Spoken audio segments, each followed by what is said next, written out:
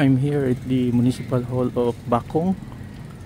This is the town adjacent to Dumaguete City. This is part of yung Dumaguete City. Ito yung Municipal Hall nila. Pamahalaang bayan ng Bacong. If you observe also, maraming mga centennial trees. Sino yung hero nila dito?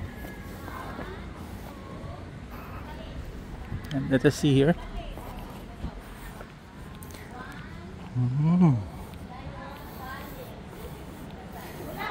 Basahin nila sa harap nakalagay.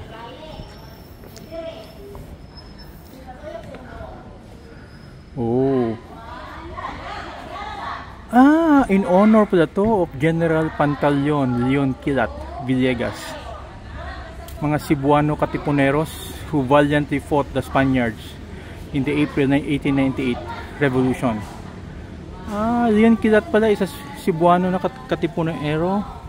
And that explains sa harap yung ano to, yung mall, no? Leon Quilat Mall. Now I know, na-educate ako, si Leon Quilat pala is Cebuano Katipunero.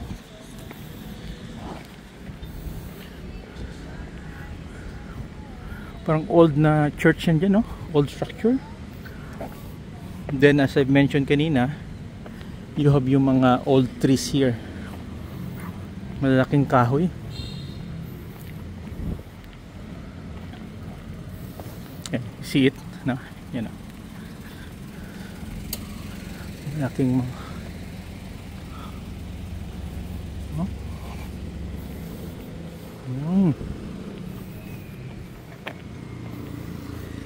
Nandito yung Vios that I rented.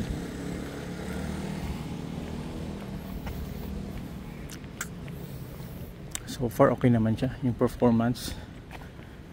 This one Vios, this is 2024 model. This is yung palibot ng ano, Municipal Hall. Let's check yung mga trees. We have few seconds pa. Ito sabi ko sa inyo, no, mga old. Yung dalawa talaga sobrang tagal na. Yeah, you see that? Yung dalawa sobrang tagal. I'm going to the other side of yung Metro Dumaguete, yung town of Sibulan, to get yung zoning map nila. Okay?